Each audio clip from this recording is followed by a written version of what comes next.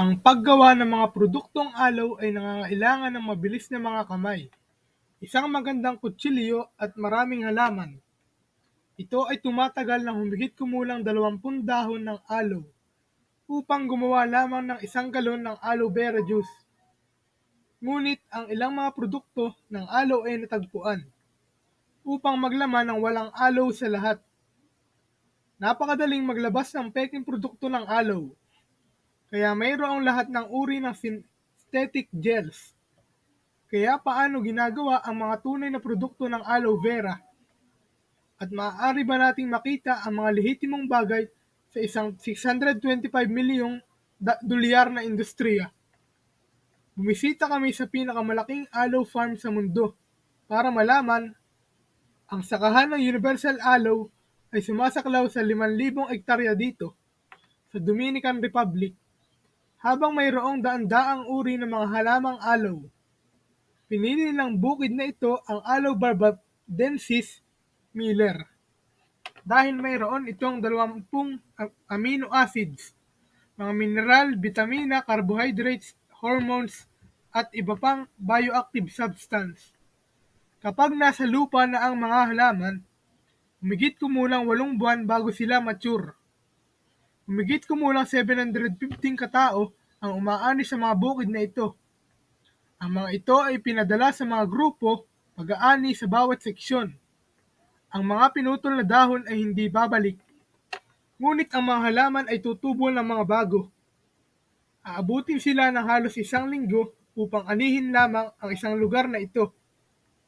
Isa-isa, pinupulot ng mga manggagawa ang lahat ng mga naani na dahon at ihagis sila sa isang truck.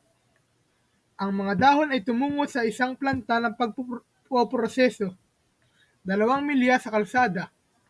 Dumadaan sa paliguan ang mga dahon ng chlorinated na tubig alat upang patayin ang anumang maliliit na critters mula sa field na maaaring tumatambay sa paligid.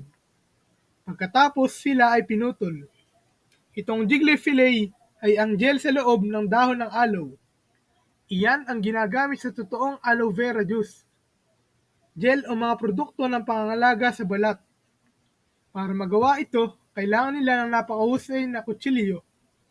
Maaari nilang gawing madali, ngunit ang fillet ay nangangailangan ng katumpakan.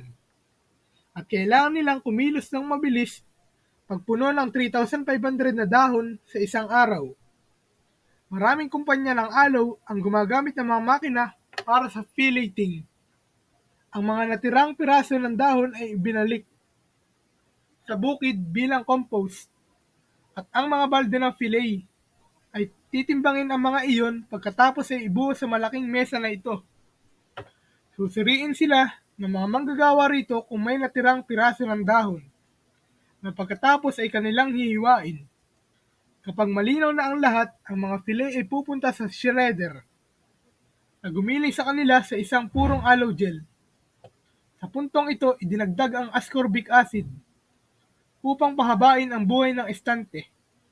Ang gel ay dumadaloy sa spill-proof na bag na ito. Ang bag na ito ay vacuum sealed at ilagay sa isang mas malaking metal box. Ang buong proseso mula sa dahon hanggang sa lalagyan ito tumatagal lamang ng halos 3 oras. Ngunit bago makaalis ang kargamento sa pabrika, ang mga nilalaman nito ay kailangang masuri para sa kalidad ng kasiguruhan. Lamang kapag ang isang lalagyan ay pumasa sa mga pagsubok sa lab. Pwede po ba ilabas for shipment? Ang mga ito ay patungo sa Rotterdam sa Netherlands. Doon ibobomba ang gel sa mga bote para sa mga produkto ng Forever Living. Ngunit hindi lahat ng bote ng aloe ay ginawang ganito. Noong 2015, sinubukan ng ConsumerLab.com 10 mga produkto ng aloe para sa mga sangkap. Kalahati sa kanila ang bumagsak sa aming pagsusulit. Isang pagsisiyasat sa Bloomberg noong 2016 ang natagpuan na naglalaman ng mga produktong aloe ng Walmart, CVS at Target. Walang katibayan ng aloe sa lahat. Napakadaling maglabas ng pekeng produkto ng aloe, kaya mayroong lahat ng uri na synthetic gels. Kadalasan, makikita mo ang isang salita tulad ng carbomer. Ito ay isang synthetic gel. At kung makakakita ka ng isang malinaw na gel, wala kang ideya kung aloe ba talaga o carbomer. Karamihan sa mga produktong aloe ay hindi mahigpit na kinokontrol ng FDA.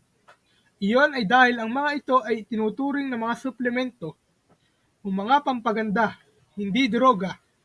Kaya't masasabi ng isang produkto na naglalaman ito ng aloe.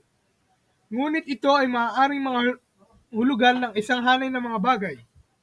Talagang naglalaman ito ng aloe fillet o ang buong dahon ay giniling.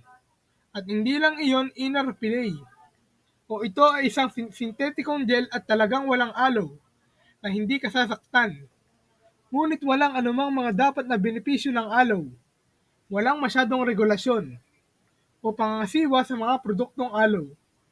Mahirap din i-regulate dahil natural na tumutubo ang aloe sa buong Amerika at ang gel nito ay ginamit sa libu-libong taon upang pagalingin ang mga paso at bawasan ang pamamaga.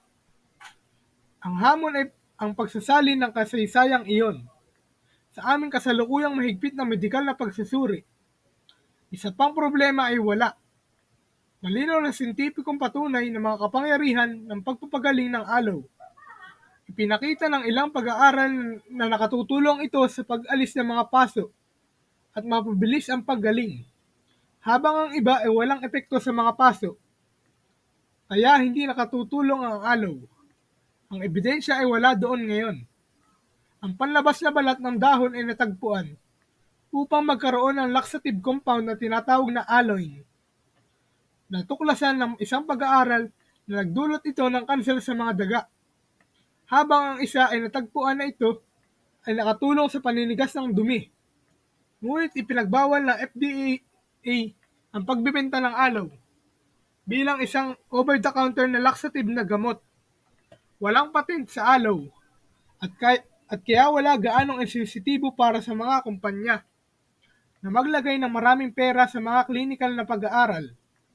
Hindi naman talaga nila kailangan gawin ang mga pag-aaral na iyon upang makuha ang mga produktong ito sa istante. Gayunpaman, ang mga mamimili sa buong mundo ay dumagsa sa aloe, habang tinatanggap nila ang mas natural na mga produkto. Ang Universal Aloe ay nakakita ng 30% na pagtaas sa demand noong 2020, habang nag-navigate ang mga mamimili sa lumalaking merkado na ito. Paano natin matutukoy ang mga produktong gawa sa tunay na aloe vera? Well, sabi ni Todd na talagang nakakalito ito. Ngunit mayroon siyang ilang mungkahi. Una, dapat mong palaging suriin ang listahan ng mga sangkap.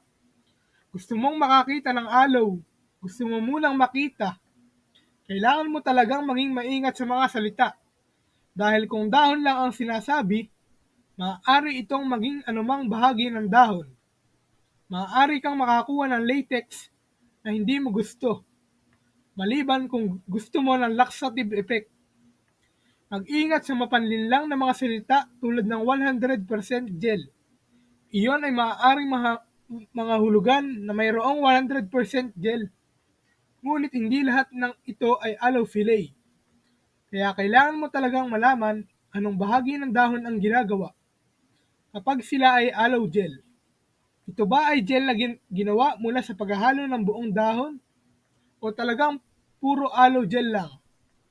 Sa kabila ng mga kawalan ng katiyakan, hindi inaasahan ng mga eksperto ang pangangailangan para sa aloe na isawsaw anumang oras sa lalong madaling panahon.